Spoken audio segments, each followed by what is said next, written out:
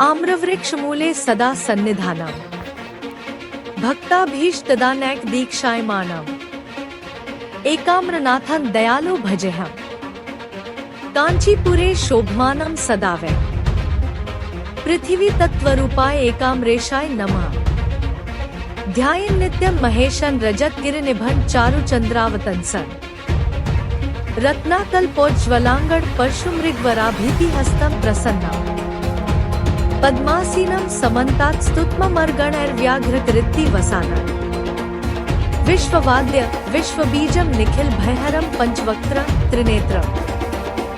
आज हम आपको ले चलेंगे दक्षिण भारत के एक ऐसे दिव्य मंदिर में जहां भगवान शिव पृथ्वी तत्व के रूप में विराजमान है। यह है कांचीपुरम का प्रसिद्ध एकम्बरेश्वर मंदिर। यह मंदिर तमिलनाडु के कांचीपुरम शहर में स्थित है, जिसे 1000 मंदिरों का शहर कहा जाता है।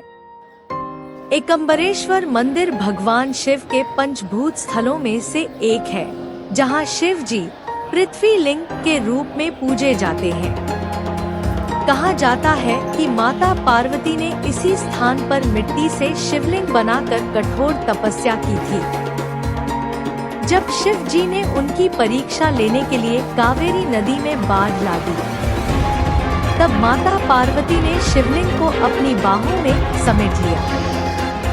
उनकी भक्ति से प्रसन्न होकर भगवान शिव ने उन्हें दर्शन दिए और यही निवास किया।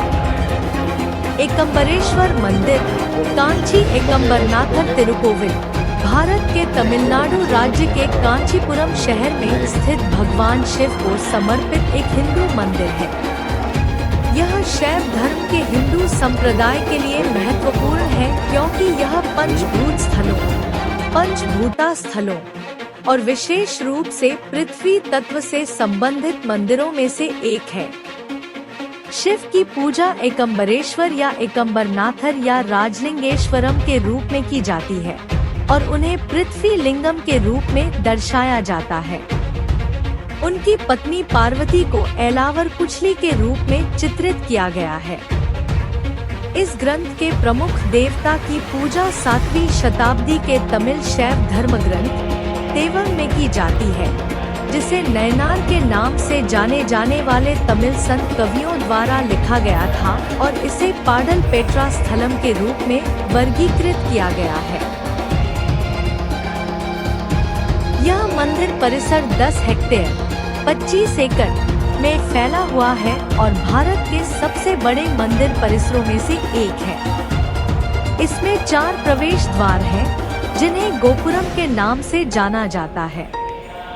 इनमें सबसे ऊंचा दक्षिणी गोपुरम है, जो 11 मंजिला है और इसकी ऊंचाई 58.5216 मीटर 192 फीट है, जिससे यह भारत के सबसे ऊंचे मंदिर टावरों में से एक बन जाता है। मंदिर में कई मंदिर हैं, जिनमें एकम्बरेश्वर और विष्णु मंदिर नीलाथिंगल थुंडम पेरुमल एक दिव्य देशम सबसे प्रमुख है। मंदिर परिसर में कई हॉल हैं।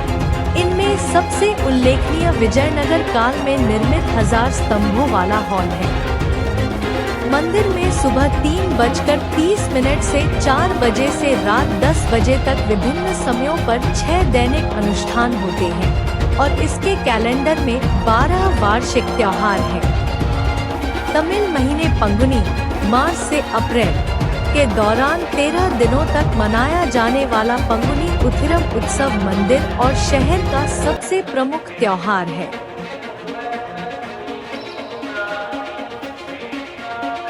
वर्तमान पत्थर की संरचना का निर्माण 9वीं शताब्दी में चोल राजवंश के दौरान हुआ था, जबकि बाद के विस्तार का श्रेय विजयनगर शासकों को दिया जाता है।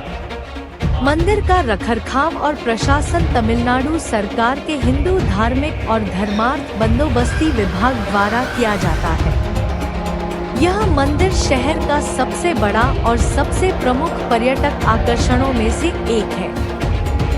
पौराणिक कथाओं के अनुसार एक बार शिव की पत्नी पार्वती वेगावती नदी के किनारे एक आम के वृक्ष के नीचे तपस्या करके अपने पापों का प्रायश्चित करना चाहती थी।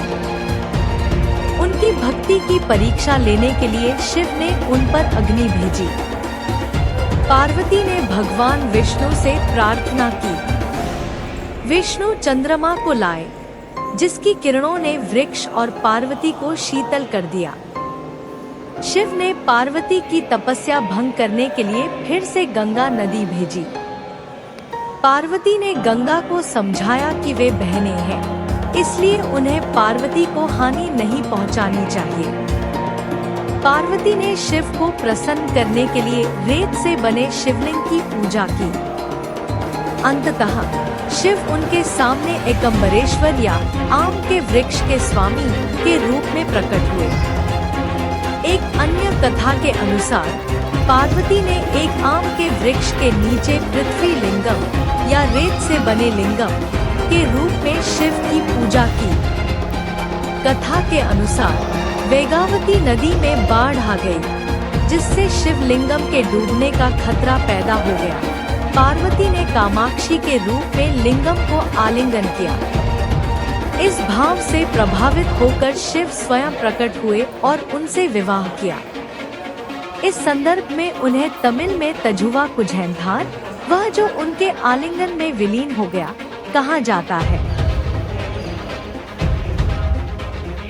तिरुकुरी पुथोंडा नयनार, एक नयनार संत मंदिर के पास एक धोबी थे और वे सभी शैवों के कपड़े धोते थे। शिव ने एक वृद्ध ब्राह्मण का रूप धारण करके उन्हें भोर से पहले कपड़े धोने के लिए कहा। उसी समय शिव ने एक बादल भरी शाम बना दी। शाम होते देख धोबी ने निराशा में अपना सिर एक पत्थर पर पटक दिया। भगवान अपने वास्तविक रूप में प्रकट हुए और अपने भक्त पर कृपा की। यह विशाल मंदिर भारत के सबसे प्राचीन मंदिरों में से एक है, जो कम से कम 600 ईस्वी से अस्तित्व में है। दूसरी शताब्दी ईस्वी की तमिल कविता में कामा कोट्टम और कुमार कोट्टम, वर्तमान में कामाक्षी अम्मन मंदिर और सुब्रमण्य मंदिर का उल्लेख मिलता है।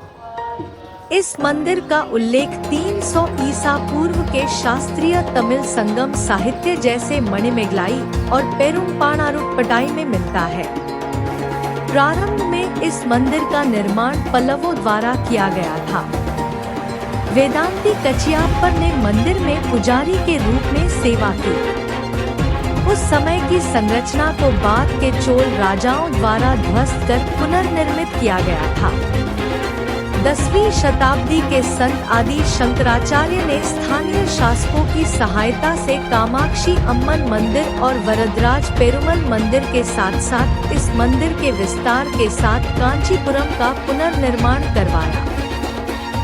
सन 1532 ईस्वी 1919 का अभिलेख 544 के शिलालेख अच्युतराया द्वारा कई गांवों के दान का संकेत देते हैं। अच्युतराया के निर्देश पर चलने वाले वीर नरसिंगारे सालुवा नायक ने शाही आदेश का उल्लंघन करते हुए वरदराज स्वामी मंदिर की तुलना में एकम्बरनाथर मंदिर को अधिक भूमि दान कर दी, जबकि निर्देश था कि दोनों मंदिरों को बराबर भूमि दान की जाए। यह सुनकर अच्युतराया ने दोनों मंदिरों में भूमि बराबर बांट दी। कृष्णदेवराय 1509 से 29 द्वारा निर्मित 11 मंजिला दक्षिणी गोपुरम 57 मीटर 187 फीट ऊंचा है और देश के सबसे ऊंचे गोपुरमों में से एक है। 15वीं शताब्दी के दौरान विजयनगर के राजाओं ने भी मंदिर के निर्माण में बहुत योगदान दिया और बाद में वल्लल पचियप्पा मुदलियार द्वारा इसका विकास किया गया। पचियप्पा मुदलियार नियमित रूप से चेन्नई से कांचीपुरम इस मंदिर में पूजा करने आते थे। उन्होंने ब्रिटिश शासन के दौरान मंदिर के जीर्णोद्धार पर काफी धन खर्च किया। मंदिर के स्तंभ पर पचियप्पा मुदलियार को घोड़े पर बैठे हुए देखा जा सकता है। बाद में कांचीपुरम की यात्रा में लगने वाले समय को बचाने के लिए पचियप्पा मुदलियार ने चेन्नई में इसी नाम से एक और मंदिर एकम्बरेश्वरर का निर्माण करवाया। भारतीय पुरातत्व सर्वेक्षण की एक 90506 की रिपोर्ट से पता चलता है कि नट्टुकोटी चेट्टियारों द्वारा मंदिर में व्यापक जीर्णोद्धार कार्य किए गए थे। आधुनिक समय में मंदिर का रखरखाव और प्रशासन तमिलनाडु सरकार के हिंदू धार्मिक और धर्मार्थ बंदोबस्ती विभाग द्वारा किया जाता है। मंदिर का कुंभाभिषेकम 8 दिसंबर 2025 को कांची कामकोटी पीठम के शंकराचार्यों की उपस्थिति में किया गया था। 7वीं शताब्दी के तमिल शैव कवि तिरुगनाना संबंदर ने तेवर में 10 श्लोकों में एकम्बरेश्वर की स्तुति की है, जिसे प्रथम तिरुमुराई के रूप में संकलित किया गया है। संबंदर के समकालीन अप्पार और सुंदरार ने भी तेवर में 10 श्लोकों में एकम्बरेश्वर की स्तुति की है, जिसे क्रमशः पंचम तिरुमुराई और 9th तिरुमुराई के रूप में संकलित किया गया है।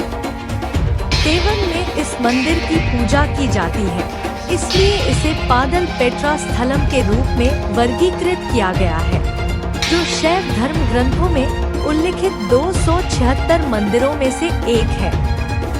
9वीं शताब्दी के तमिल संत और कवि माणिक्यवासगर ने अपनी रचनाओं में एकम्बरेश्वर की स्तुति की है। इस प्रकार यह मंदिर चारों शैव कुरवरों द्वारा पूजनीय है। पीठासीन देवता की पूजा प्रसिद्ध लोक गायक कांची कोटायप्पा नायक, कर्नाटक संगीत के त्रिमूर्ति मुथुस्वामी दीक्षितर और पट्टिनथर की कविताओं में भी की गई है। पंचभूता स्थलम 5 शिव मंदिरों को संदर्भित करता है, जिनमें से प्रत्येक प्रकृति के 5 प्रमुख तत्वों भूमि, जल, वायु, आकाश और अग्नि के प्रकटीकरण का प्रतिनिधित्व करता है। पंच का अर्थ 5, भूता का अर्थ तत्व और स्थल का अर्थ स्थान है। ये सभी मंदिर दक्षिण भारत में स्थित हैं, जिनमें से 4 तमिलनाडु में और 1 आंध्र प्रदेश में है। ऐसा माना जाता है कि पांचों तत्व 5 लिंगों में समाहित हैं और मंदिर में शिव का प्रतिनिधित्व करने वाले प्रत्येक लिंगम के 5 अलग-अलग नाम हैं, जो उनके द्वारा प्रतिनिधित्व किए जाने वाले तत्वों पर आधारित हैं। मंदिर में शिव ने स्वयं को पृथ्वी लिंगम के रूप में प्रकट किया है। अन्य 4 रूप हैं: जाम्बुकेश्वरार मंदिर, थिरुवनैकावल में अप्पू लिंगम, जल का प्रतीक; थिल्लई नटराज मंदिर, चिदम्बरम में आकाश लिंगम, आकाश का प्रतीक; अन्नामलियार मंदिर में अग्नि लिंगम, अग्नि का प्रतीक; और श्रीकालहस्ती मंदिर में वायु लिंगम, वायु का प्रतीक। कांचीपुरम हाथ से बुनी रेशमी साड़ियों के लिए प्रसिद्ध है।